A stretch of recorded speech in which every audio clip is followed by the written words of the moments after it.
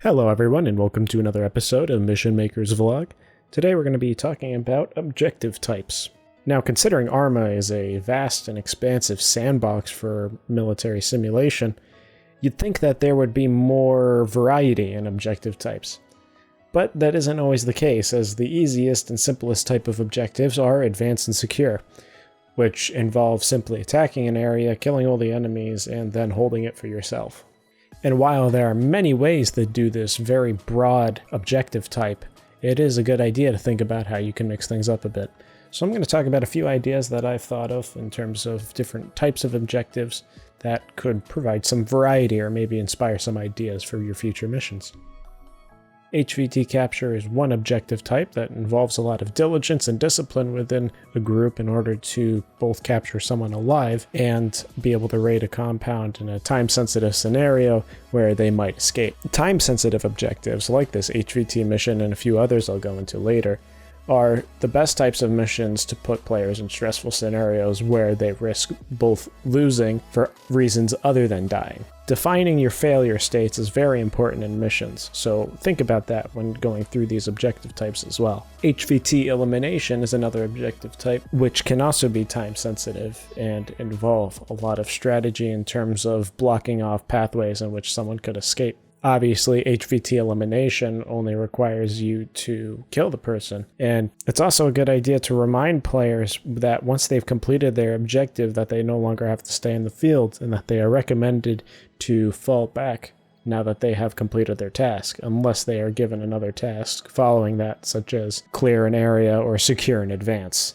Both scenarios in HVT capture and HVT elimination can involve some sort of overwhelming force after they've completed their objective that they may not be able to defeat, but now that they've completed their task, they're supposed to retreat and go back and not get caught up in situations that they don't have to get into. It's always good to teach players to choose their fights and not to get into situations where they end up getting in more trouble than it's worth. Defense missions are another type of objective, which involves staying around a stationary location and strategizing where you place both your weaponry, whether it be static or armor, or whatever other type of assets you have available for that mission, and also deciding on things like mine warfare, IED warfare, and depending on what faction you're playing, other different types of assets you might use. Defensive objectives are all about the setup and about giving players satisfaction for making good decisions when both creating their defense and fortifications.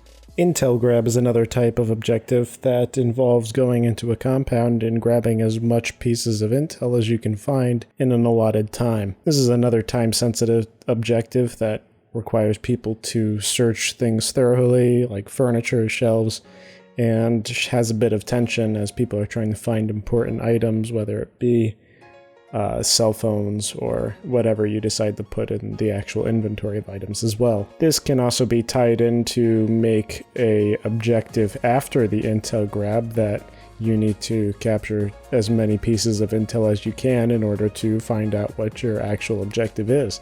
For example, if you were to have a major enemy threat and you were to do an intel grab mission to find out where that threat is, and multiple pieces of intel ultimately pointing to a grid reference or something else that would generally point to where it is near. This can also tie into another objective where you may have to grab pieces of intel in order to investigate a different area on the map, whether it be the location of a major enemy threat or if you're just trying to find the next part of the mission. Capture object mission is another type of one similar to intel grab, except it revolves around a single piece of intel or an object of importance that can oftentimes be traded between enemy and friendly hands by the person or the carrier, dropping it upon death.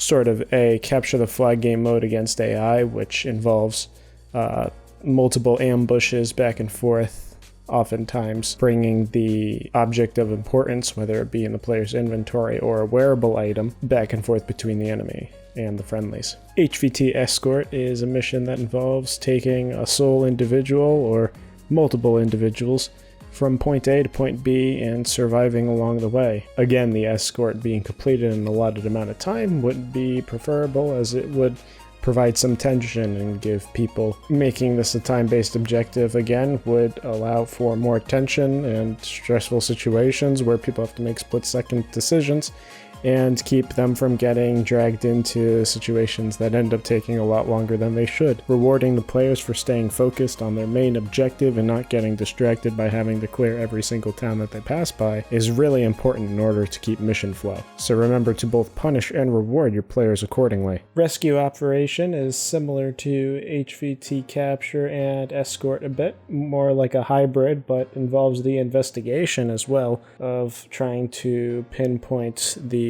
position or location of where those people need to be rescued from. Obviously, if someone is captured, the intel doesn't always suggest the exact location, and you have to follow through several steps. Sort of a mix between intel grab, HVT capture, and HVT rescue. Another type of mission is rescue operation, which is a mix between HVT capture, HVT escort, and intel grab, where you would have to investigate multiple different parts of a map in order to find the final location of where that person needs to be rescued from. Having a time constraint, whether it be time until an execution or a deportation from the AO, is also really important to make sure that your players feel a sense of urgency and don't muddle around in the same area for too long. Making sure that your hints are subtle but not too subtle is really difficult, as this is mainly something that comes from being able to write well. In order to avoid the conflict of people being confused as to what part they go to next, it's best to make it more obvious if they put together multiple pieces of intel, as opposed to giving them one piece of intel that's generally vague. That way, they feel a sense of teamwork when putting their heads together on thinking how they're going to get through something, and also doesn't make it too vague that they're unable to proceed. Remember, you can always use role-playing as command over the radio as a backup if they get confused. You can roleplay it as that you're cross-referencing databases or intel that you have as being in a commander spot. Escape/survive missions are a bit different from the rest because while they're not defending and they're not attacking, they're more about avoiding engagements and getting to an area of safety, whether that be an evacuation, an extraction helicopter, a friendly base, or just away from an area in general, like Escape Altus or Escape Stratus.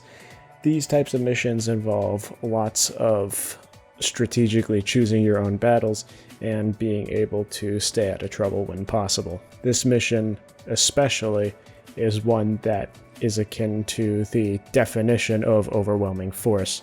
The reason why they are trying to escape or survive is because it is an overwhelming force, and they are only surviving or escaping because they have no other options. And be sure to make that clear on a mission like this so that they don't get into a situation where they think they are supposed to fight back for an extended period of time, even if it's not that much of a surprise to them midway through. I only recommend that you explicitly tell the players this so that way you avoid the very real and potential threat of them saying, well, that was unfair combat because there were way too many enemies. Obviously, you have a reason for having too many enemies because that's not what their objective is, so making their objective clear is important for a mission like this. Logistical objectives are the last but not least type of objective that I've thought of that requires multiple trips or one long trip, whether it be by convoy or helicopter, where something has to be delivered from one place to another. This could include whether it be fuel trucks, ammo trucks, support trucks, or just generally bringing crates of things from one place to another, delivering items from town to town. These sorts of objectives involve small sporadic ambushes of combat, not generally focused around combat, but more focused about the actual coordination of timing and brevity, communication, those sorts of things. The satisfaction out of completing something in a timely manner over prevailing in a combat scenario. While being thorough and skilled in both ambushes and combat, knowing how to react to situations is very important for a mission like this. Being able to run an organized logistical operation is more difficult than it might sound, and it's important to remember that these types of missions would not be combat focused and ultimately may not lead to the same satisfaction that some players get out of combat heavy missions. So be sure to use these sparingly, space them out, give them something different to do by doing a logistical mission, but don't depend on it or do it too many times, otherwise people might get bored of it, considering logistics aren't exactly the most exciting thing. But of course you can always spice it up with some ambushes, small sporadic combat scenarios, and ultimately small skirmishes between the two factions. So that's all I have to say about objective types for this video. Thank you for watching, and sorry about the wait since last episode. It took me a while to find the time to make this, as I'd been busy. Being promoted in the unit that I'm in has given me a lot of work to do, and I've only recently found time to actually record this. And as a thank you for your patience, I decided to spiff up the video with some new intro animations and stuff, and sort of standardize the series a bit, since it has been a bit sporadic, just sort of doing things here and there. But looking forward to making more in the future, and definitely plan on continuing this series for a while, so thank you, and catch you next time.